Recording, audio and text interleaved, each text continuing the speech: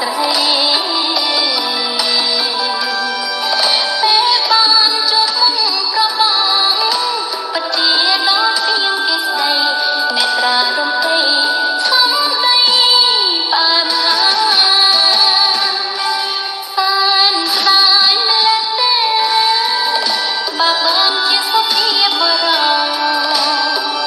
បងល្អយ៉ាងនេះពិសេសណាស់ប្របងអើយបងចេះគប់គុណតែបើគុណជួយឆោមឆាយ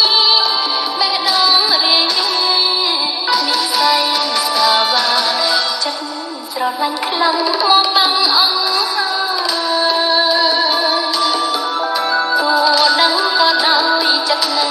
ប្រាថ្នាបើដងមិនត្រូវគ្នាសងមិនដេចឡើយខ្ញុំហ៊ានស្រហាសេចក្តីស្នេហាភ្លេចអ្វីទាំងអស់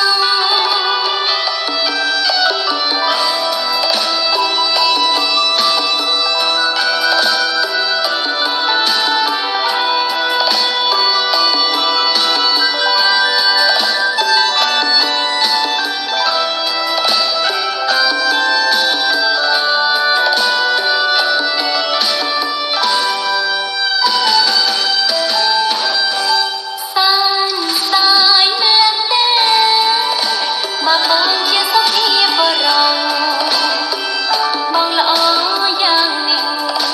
ពិសេសណាស់ប្របងអើយបងចេះគប់គុណតែបើគុណយូរឆោមឆាយបេះដូងរាយមាននិស្ស័យសាវាចិត្តស្រឡាញ់ខ្លាំងមក